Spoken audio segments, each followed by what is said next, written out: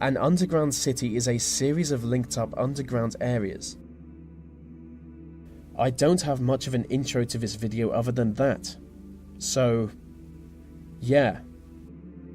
10 most epic underground cities.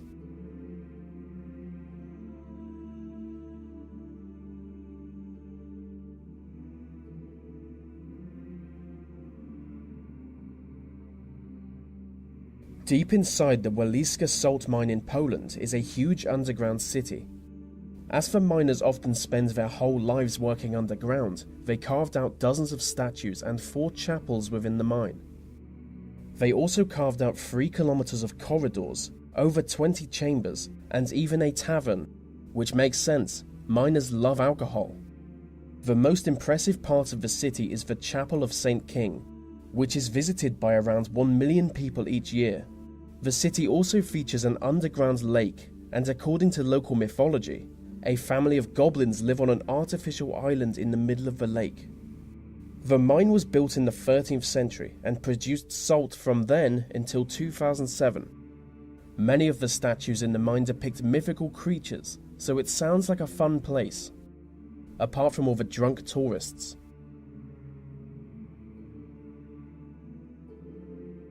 Below the streets of Beijing is a huge underground city. Built by Chairman Mao during the 1970s, its purpose was to house the population of Beijing in the event of a nuclear war with the Soviet Union. Stretching 85 square kilometers, it is often referred to as the Underground Great Wall.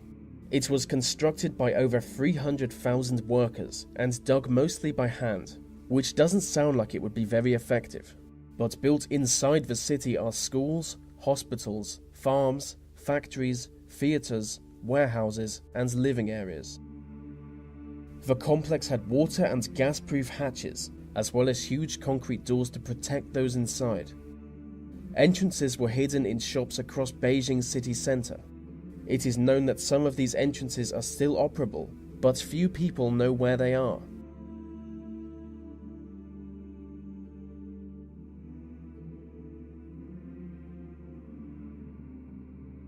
Beginning in 2018, a planned city will be constructed underneath the canals of Amsterdam. Lack of space has forced the local government to go underground, and they can only dig into the soft clay below the water, as the rest of the city was originally built on swampy marshland. At the cost of $14.4 billion, the underground complex will be home to sports stadiums, theatres, car parks, and commercial properties. Construction of the underground city is expected to take 20 years, but at least it confirms my suspicion that the Dutch are slowly becoming underground lizard people. If successful, this could spark a trend all across Europe, so maybe one day every city will be half underground.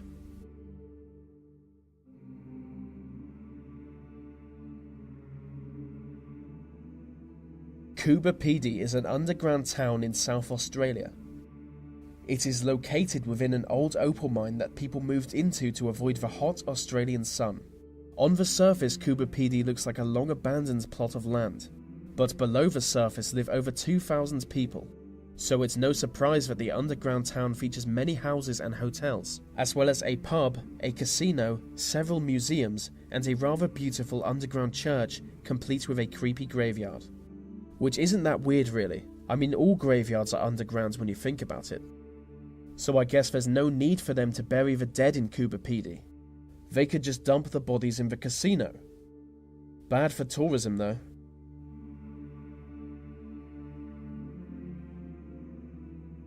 Under the streets of Bucharest in Romania is a dark network of sewer tunnels, and inside this huge network lives a community of HIV-infected drug addicts.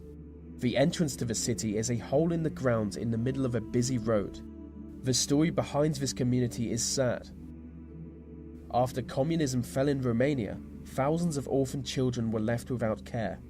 Coming together, they took to the sewers for shelter. They grew older and had children of their own, and the hellish underground city grew from there. The city actually has a king. It is run by Bruce Lee, who gained his name through engaging in brutal street fights. Just days ago, Bruce Lee was arrested on charges of drug dealing, and every member of the city was evicted from the tunnels. an event that can only be described as the fall of history's most noble civilization.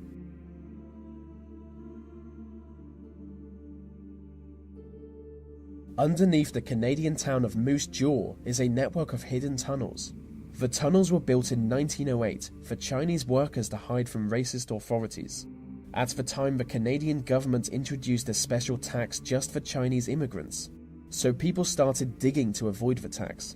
And as time went on, people started bringing their entire families, which led to the creation of the underground city. During the Prohibition era, the railway line connecting Moose Jaw to Chicago was used to import illegal booze. This, combined with Moose Jaw's high number of casinos and brothels, led it to being known as Little Chicago. The tunnels were recently rediscovered after being abandoned and forgotten about.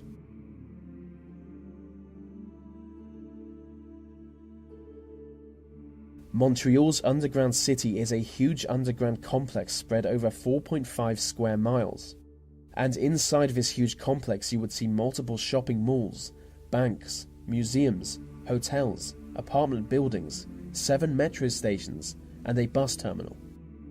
The city is so large that it has 120 access points, which are necessary in the winters when 500,000 people enter the underground city daily.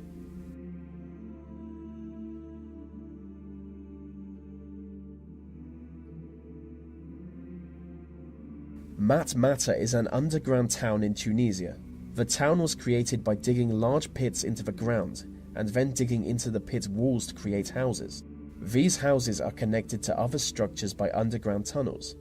Until 1967, the only people who knew about the town were those who lived there, but that year 22 days of rain caused serious damage to Matmata. The residents appealed to the government of Tunisia for help. The authorities were surprised to learn of the town's existence, but did help to rebuild it, which makes me wonder if there might be other underground cities the Tunisian government doesn't know about. Maybe every country has underground cities that we don't know about. In 1976, Matmata was used as the filming location for Luke Skywalker's home planet in Star Wars. Because of this, the town has become a popular, yet terrible tourist attraction. It's just a hole in the ground.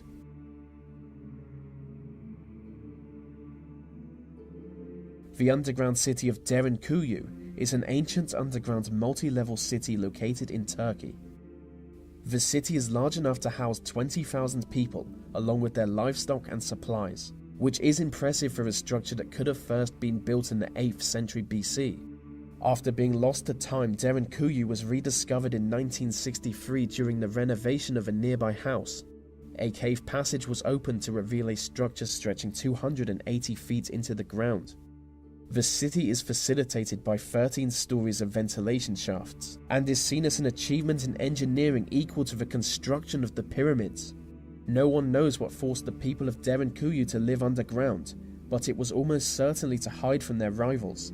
The city entrances are guarded by 1,000-pound stone doors that can only be opened or closed from inside the tunnels.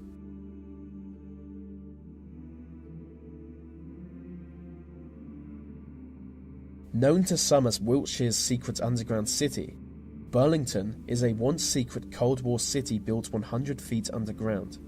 Constructed by the British government in the 1950s, its purpose was to be the residence of 4,000 government officials in the event of a nuclear war. The city was so secret that most of the officials who were given accommodation on the site didn't even know of its existence. The underground city was never used, but still contains living spaces, hospitals, warehouses, workspaces, 60 miles of roads, and even an underground lake. Burlington was operated for 30 years until the end of the Cold War in 1991, and finally decommissioned in 2004. The city was then put up for sale with organizations competing to buy it. One of such organizations wanted to turn Burlington into Europe's biggest wine cellar.